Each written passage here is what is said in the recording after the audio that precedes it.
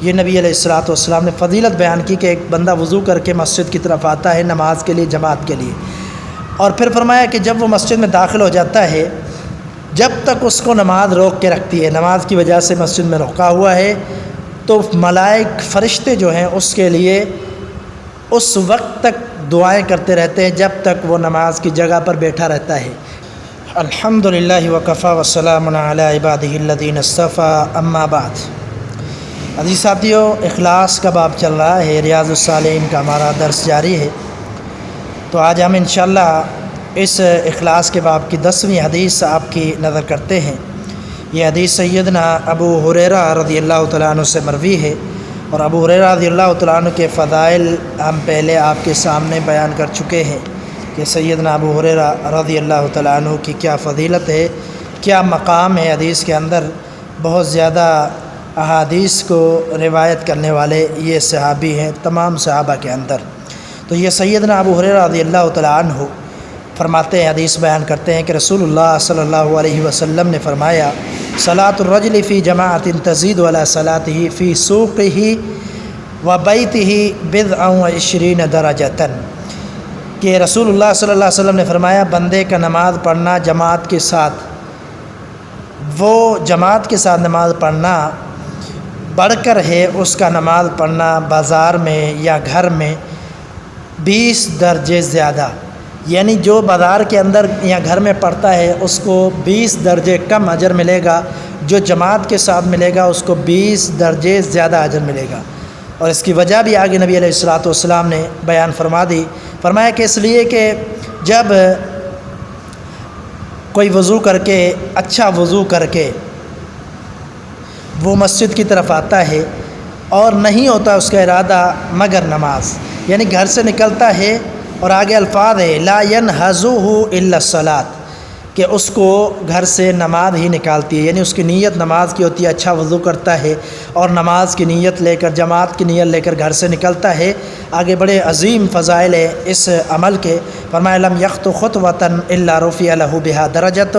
فرمایا کہ ایک قدم وہ نہیں اٹھاتا مگر اس کو اس قدم پر ایک درجہ بلند کر دیا جاتا ہے، یعنی ہر قدم پر ایک درجہ بلند۔ وحط عنہ بها خطیئۃ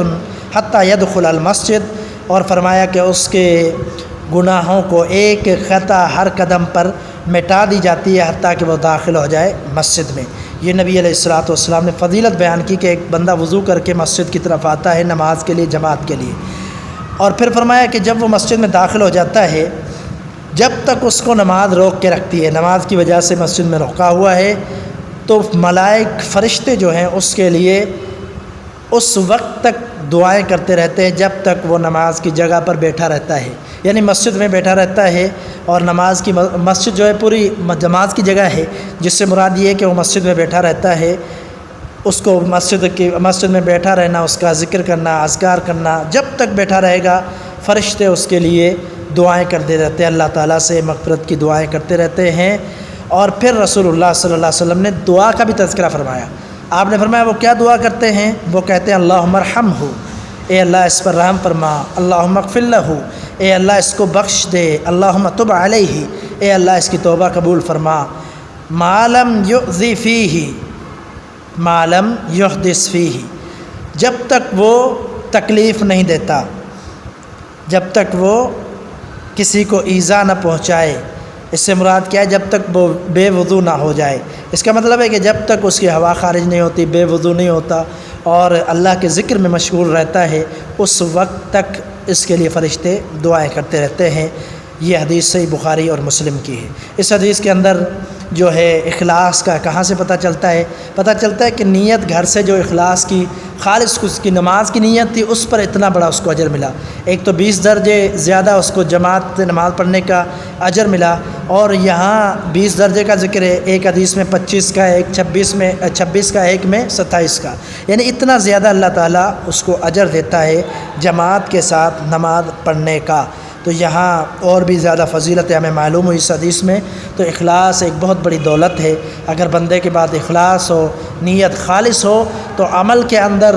اجر بھی بڑھ جاتا ہے، ثواب بھی بڑھ جاتا ہے، اور اللہ بھی راضی ہوتا ہے۔ اللہ کے فرشتے اس کے لیے دعائیں مانگتے ہیں، اور اللہ کا تقرب اس کو حاصل ہوتا ہے، کیونکہ وہ وضو کرتا ہے، اللہ کی عبادت کے لیے گھر سے نکلتا ہے اور فرشتے اس کے لیے دعا کرتے ہیں، جس کا مطلب ہے کہ اللہ نے ان فرشتوں کو مأمور کیا اس کی دعا کے لیے۔ تو اللہ ایسے بندے سے محبت کرتا ہے جو نماز کے لیے نکلتا ہے۔ تو ہم اگر اللہ کی محبت چاہتے ہیں تو اچھی طریقے سے وضو کر کے گھر سے ہی نماز کی نیت کر کے گھر سے ہی وضو کر کے نکلیں، جماعت کے ساتھ نماز پڑھیں، انشاءاللہ یہ جو فضائل ہے ضرور حاصل ہوں گے۔ اللہ تعالیٰ مجھے اور آپ کو عمل کی توفیق عطا فرمائے۔ وما توفیقی الا باللہ۔